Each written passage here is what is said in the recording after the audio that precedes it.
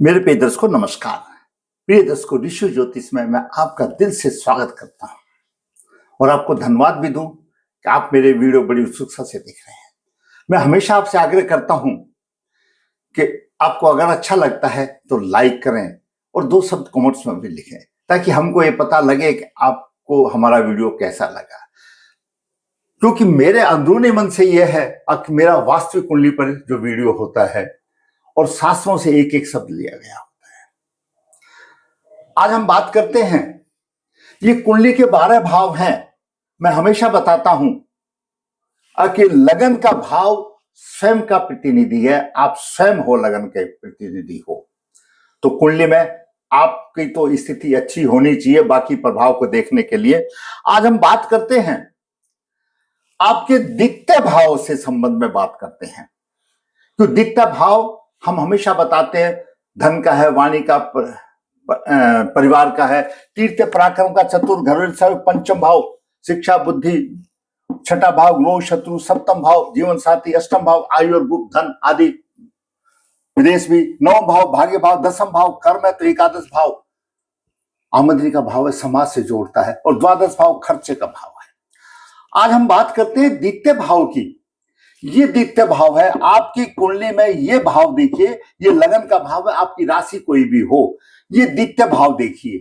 द्वितीय भाव सिर्फ धन का ही नहीं है, धन के साथ साथ आपकी वाणी कैसी होगी, आपका परिवार कैसा होगा, आपकी बढ़ोतरी कैसी होगी, आपका धन कैसा होगा, और आपको क्या खान पान पसंद होगा। और द्वितीय भाव दाहिना नेत्र भी है, आपके नेत्र भी कैसे होंगे। और द्वितीय भाव प्रारंभिक शिक्षा का भाव है। देखिए, द्वितीय भाव कुटुंब परिवार है। आप लोग ये पढ़ते आए कि कुटुंब परिवार एक प्राथमिक पाठशाला है। वहां पर बच्चा संस्कार सीखता है, वहां पर प्रारंभिक शिक्षा सीखता है। कितना महत्व द्वितीय भाव का। द्वितीय भाव का स्वामी अगर 6, 8, 12 में हो तो अशुभ वाली बात बनती है, बाकी जगह हो तो कहीं न्यून अधिक लेकर के काम चल जाता है। सीधी सी बात। आज हमारा क्योंकि विषय है कि आपका द्वितीय भाव, कोई भी द्वितीय भाव, किसी भी कुंडली का ये द्वितीय भाव, कोई भी राशि होने दो, धन का, वाणी का, परिवार का, खान पान का, दाहिना नेत्र, विवेक, प्रारंभिक शिक्षा। अब किसी भी भाव के बारे में जानने से पहले उस भाव की स्थिति, ये आपका द्वितीय भाव कैसा है, वो कैसा है, उसमें कैसे ग्रह बैठे हैं, शुभ प्रभावित है या अशुभ प्रभावित है, ये भी देखना एक अनिवार्य है। भाव की स्थिति कैसी है। कोई भी आप भाव के बारे में बात करना चाहते हैं, चाहे कर्म भाव हो, चाहे भाग्य भाव हो, चाहे सप्तम भाव हो या द्वादश भाव हो, सबसे पहले देखें भाव की स्थिति क्या है, उसमें कौन से ग्रह बैठे हैं, क्या दे रहे हैं। उसके बाद भावेश, उसका स्वामी कहां पर है, कैसे प्रभाव में है, शुभ प्रभाव में है या अशुभ प्रभाव में है। ये सारी चीजें महत्वपूर्ण की बात होती हैं धन। और फिर द्वितीय भाव का कारक, द्वितीय भाव का कारक, धन का कारक गुरुदेव बृहस्पति हैं। फिर बृहस्पति की भी स्थिति देखें। आपकी कुंडली चाहे किसी भी लगन की हो, आपकी कुंडली चाहे किसी भी लगन की हो, तो द्वितीय भाव के कारक ग्रह देवगुरु बृहस्पति है, उसकी भी देखिए। फिर भाव पर दृष्टि कौन से ग्रह देख रहे हैं, भाव पर दृष्टि कौन से ग्रह देख रहे हैं। अब जब दृष्टि की बात आ जाती है तो सभी ग्रहों की द्वितीय भाव पर सप्तम दृष्टि तो सभी ग्रहों की होगी, 9 ग्रहों की। वो कहां से पड़ेगी, अष्टम भाव से। तो मैंने यहां लिखा समस्त ग्रह। आपका यहां पर सूर्य भी हो सकता है, चंद्रमा भी हो सकता है। सूर्य, चंद्रमा, मंगल, बुध, शुक्र, शनि, राहु, केतु को सबकी सप्तम दृष्टि द्वितीय भाव पर होती है। तो उस दृष्टि क्या होगी। इसके अतिरिक्त मंगल द्वितीय भाव को देखेगा तो सप्तम भाव में भी बैठ करके देखेगा, और यहां यानी सप्तम भाव में देखेगा तो अष्टम दृष्टि से देखेगा, यहां पर देखेगा तो सप्तम दृष्टि से देखेगा, एकादश भाव से देखेगा तो चतुर्थ दृष्टि से देखेगा। तो मंगल की 3 दृष्टियां होती हैं। जहां पर भी बैठेगा अपने से चतुर्थ भाव पर देखेगा, अपने से सप्तम भाव पर, अष्टम भाव पर। और गुरु राहु केतु की 3 दृष्टियां होती हैं। जहां पर भी होगा, अगर मान लिया द्वितीय भाव को गुरु राहु केतु दसम भाव से पंचम दृष्टि से देखेंगे, छठे भाव से नवम दृष्टि से देखेंगे और सप्तम भाव से सप्तम दृष्टि से देखेंगे। अब रह गया शनिदेव। शनिदेव की भी 3 दृष्टियां हैं। हो सकता है आप कुंडली में कहां से शनिदेव देख रहे हैं, एक ही जगह से देखेगा। अगर शनिदेव पंचम भाव से देखेगा तो दसम दृष्टि होगी, शनिदेव अष्टम भाव से देखेगा तो सप्तम दृष्टि हो गई, और शनिदेव द्वादश भाव से देखेगा तो तीसरी दृष्टि होगी। कहीं ना कहीं से तो होगा। आपका कौन सा ग्रह कहां से देख रहा है, आपको कितना फल मिल रहा है, आप कमेंट्स बॉक्स में लिखिए ताकि हमारे भी ज्ञान की वृद्धि हो। तो आज हम आपको यही बताएंगे द्वितीय भाव के विषय में। अगर द्वितीय भाव आपकी लगन कुंडली किसी की भी हो, यहां पर कोई भी राशि हो सकती है, भाव का स्वामी कहीं पर भी है, उसकी आप स्थिति देख लीजिए। सभी चीजें एक वीडियो में नहीं बताई जा सकती। आज हम बताएंगे द्वितीय भाव पर ग्रहों की दृष्टि क्या प्रभाव देगा। अगर द्वितीय भाव को सूर्य देव देखेंगे तो सूर्य देव की सप्तम दृष्टि होती है। जो ये बात है, सूर्य देव अष्टम भाव में होंगे, अष्टम भाव से सप्तम दृष्टि से देखेगा। नेत्र ज्योति कम होगी कि सूर्य एक गर्म ग्रह है और द्वितीय भाव दाहिनी आंख है, तो नेत्र ज्योति कमजोर होगी, दाहिनी आंख में परेशानी आएगी। सूर्य आत्मा का कारक है और यहां पर कुटुंब है, सहनशील होगा, कुटुंब में बंद करके चलेगा, कुटुंब के साथ चल के चलेगा, सहनशील होगा यहां पर। परंतु सहयोगियों से विरोध भी होगा, यहां पर विरोध भी होगा, श्रम के अनुपात में उसको फल नहीं मिलेगा और धन की को परिस्थितिवश नष्ट कर देगा। ऐसी स्थितियां आएंगी कि उसके साथ में ऐसी परिस्थितियां आएंगी, उनको धन की हानि कर देगा और फिर दरिद्र का दरिद्र रह जाएगा। अष्टम भाव से सूर्य देखेगा तो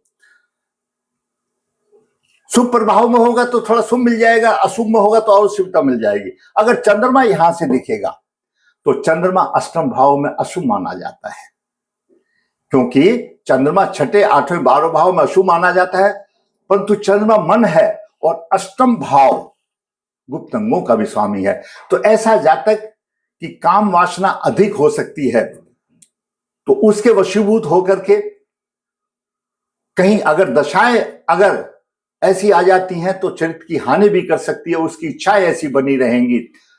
और ऐसा अगर जातक करेगा तो उसमें अपनी इच्छा पूर्ति के लिए भी धन लुटा देगा, धन को खर्च कर देगा। अगर शुभ प्रभाव में होगा तो शुभ फल मिलेंगे, अगर अशुभ प्रभाव में हुआ तो और अधिक परेशानी आ जाएगी। अब बात करें मंगल की। मंगल की द्वितीय भाव में प्राय शुभ दृष्टि मानी जाती है। अगर सप्तम भाव में स्वयं राशि का मंगल अष्टम दृष्टि से देख रहा है तो संपत्तिवान होगा, ससुराल से धन की प्राप्ति भी अच्छी होगी, पत्नी भी शिक्षित मिलेगी और कमाने वाले मिलेगी। और अगर एकादश भाव से देखा है मंगल तो अच्छा होगा, अच्छी यानी धन भाव को देख रहा है तो भी धन होगा। अगर यहां पर उच्च राशि में देख रहा है तो अपनी राशि को देखेगा, अटूट लक्ष्मी का स्वामी भी बन जाएगा। अष्टम भाव से अगर मंगल देखता है, यहां पर अष्टम भाव से अगर 7वें दृष्टि से मंगल देखता है तो ना चाहते हुए स्वयं धनेश भी क्यों ना होने दो, दाम्पत्य जीवन अच्छा नहीं होता, अल्प लाभ होता है और गुप्त अंगों संबंधित रोग भी हो जाता है, शत्रु अंता तो होगा। तो अष्टम भाव से शुभ स्थिति नहीं मानी जाती मंगल की, सप्तम भाव से और एकादश भाव से शुभ स्थिति देती है। अब बात करें बुध की। बुध अगर अष्टम भाव में है, व्यापारी होगा परंतु स्वभाभिमानी होगा, स्वतंत्रता विचार वाले होगा, उसके विचार स्वतंत्रता होंगे। अगर बुध कन्या राशि में होगा, यहां पर अगर कन्या राशि में बुध होगा, क्योंकि यहां पर मीन राशि होगी, तो द्वितीय भाव को नीच दृष्टि से देखा, दिवालिया भी बना देगा, बिना विचारे पैसा खर्च कर देगा, पैसा फिर फंस जाएगा, मिलेगा नहीं, धन डूब जाएगा अगर यहां पर बुध होगा तो। अगर गुरु छठे भाव में होगा तो गुरु की खास बात है, गुरु की कितनी दृष्टि है?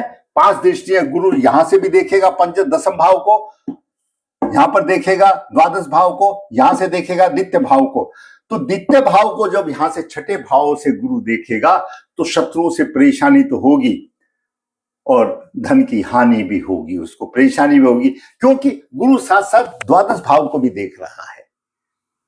8वें भाव से अच्छे, अगर अष्टम भाव में गुरु होगा, शुभ स्थिति में होगा, तो अच्छे मार्ग से धन प्राप्त करेगा।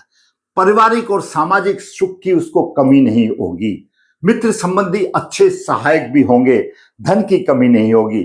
लेकिन गुरु शुभ स्थिति में होना चाहिए, और यहां पर शुभ स्थिति, ऐसा नहीं है अगर यहां पर गुरु उच्च का होगा तो शुभ स्थिति होगी, लेकिन यहां तो नीच राशि में देखेगा, तो ये देखना पड़ेगा किस हिसाब से है, पीड़ित तो नहीं है। और दसम भाव में होगा तो एक वरदान है, अच्छा मिलेगा, शुभ स्थिति में होगा। अब आप बोलोगे अगर यहां पर गुरु की नीच राशि होगी और दसम भाव से यहां देखेगा तो वो कोई मतलब नहीं रह गया। शुभ स्थिति वाली बात मैं आपको बता रहा हूं। अब बात करें शुक्र की। अगर शुक्र की सप्तमी दृष्टि होती है तो अष्टम भाव से ही देखेगा। अगर भौतिक सुखों का दास हो जाता है, वह जातक भौतिक सुखों का दास होता है, काम वासना के वशीभूत पर वह अनैतिक कार्य भी कर सकता है, धन का व्यय कर देता है और अपने शरीर का नुकसान कर देता है।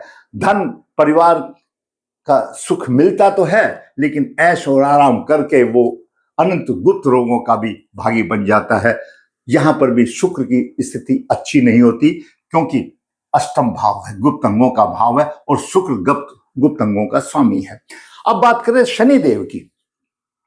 शनिदेव कुंडली में आप दसम, अगर द्वितीय भाव को देखता है तो 3 जगह से ही देख सकता है। पहले पंचम भाव को ले लेते हैं। पंचम भाव से दसम दृष्टि से देख रहा है। शनिदेव की दसम दृष्टि एक वरदान है। शनिदेव की दसम दृष्टि, गुरुदेव की तो सभी है, लेकिन नवम दृष्टि एक शुभ से अच्छी है गुरुदेव, तो शनिदेव की दसम दृष्टि एक वरदान है। अगर पंचम भाव में से शनिदेव द्वितीय भाव को देख रहे हैं आपकी कुंडली में, तो ऐसा जातक डॉक्टर, वैज्ञानिक, इंजीनियर और ऐसे लोगों के लिए बड़ी सफलता प्राप्त करता है, अच्छा धन कमा लेता है। लेकिन अष्टम भाव में अगर शनि देख रहा है, अष्टम भाव से देख रहा है, तो सामान्य जीवन स्तर हो जाता है।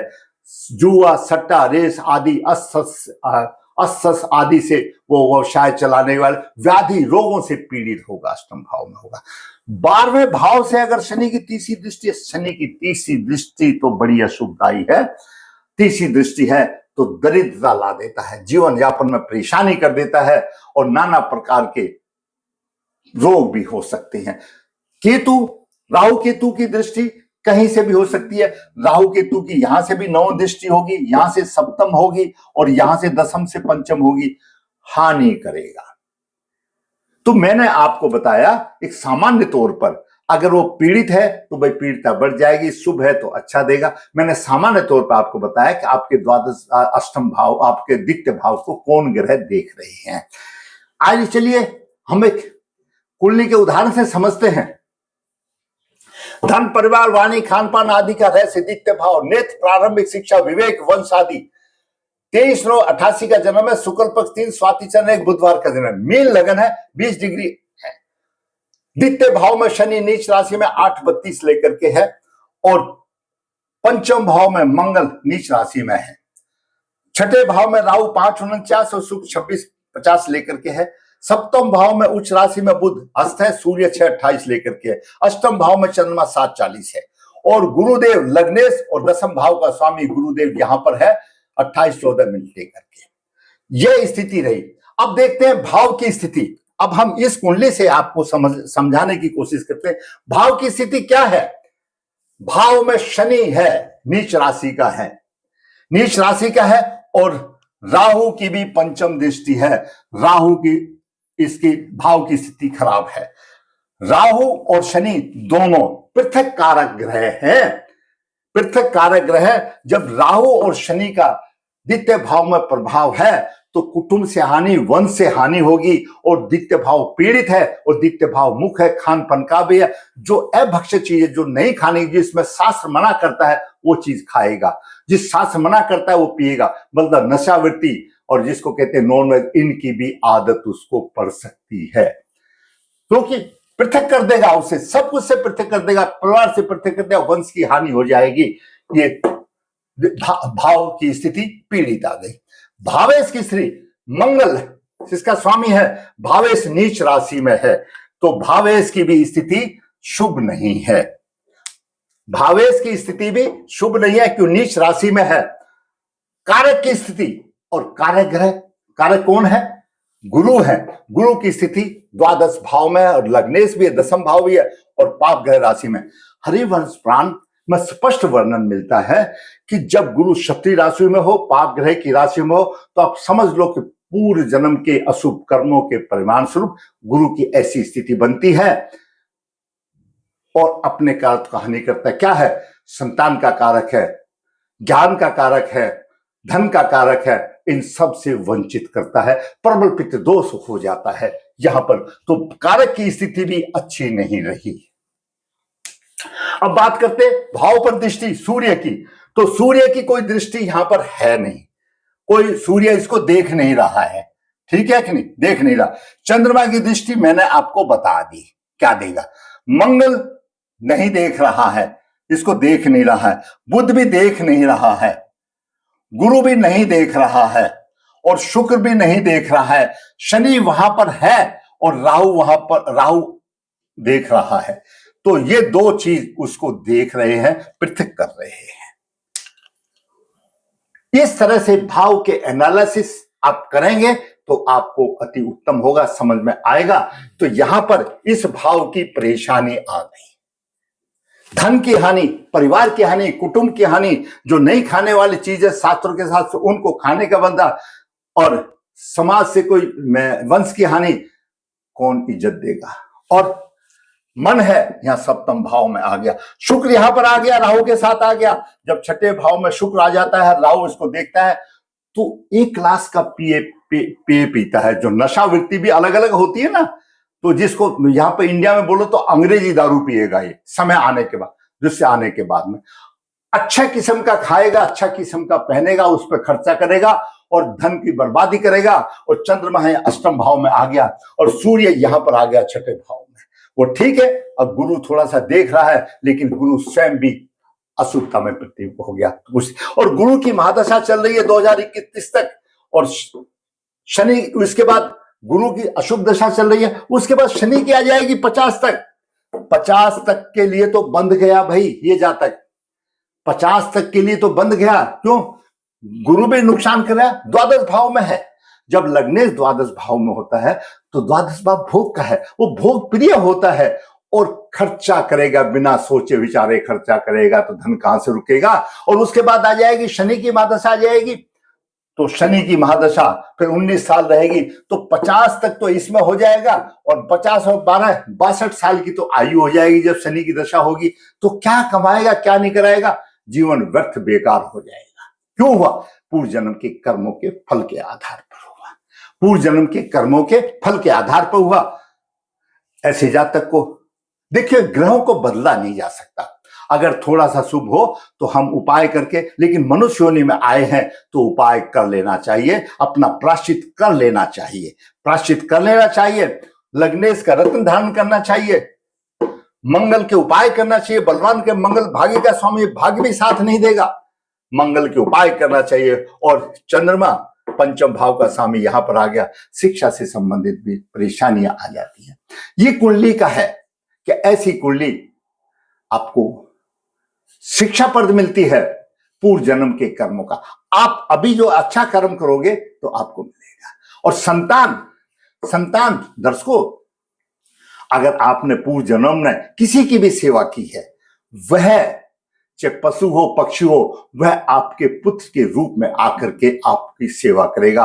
अगर आपने किसी की ठग विद्या की है, किसी की धन से, किसी से, उससे किसी का परिहार किया है, तो वह जातक आपका पुत्र के रूप में आकर के आपका पूरा धन वसूल करेगा। ये कर्म का भोग फल है। इनका प्रायश्चित कर लेना चाहिए और उससे कारक हमको शुभ कर्म करने चाहिए। जितना आप शुभ कर्म करोगे उतना आपका ये जीवन भी अच्छा हो जाएगा और आगे का भी जीवन हो जाएगा। ये सृष्टि है इसी तरह से चलती रहेगी। हमारी सकारात्मक सोच होनी चाहिए। अगर मेरा वीडियो आपको अच्छा लगा तो आप लाइक करें, शेयर करें, जिन्हें चैनल सब्सक्राइब है ताकि आने वाली भी अपडेट आपको मिलती रहे। धन्यवाद।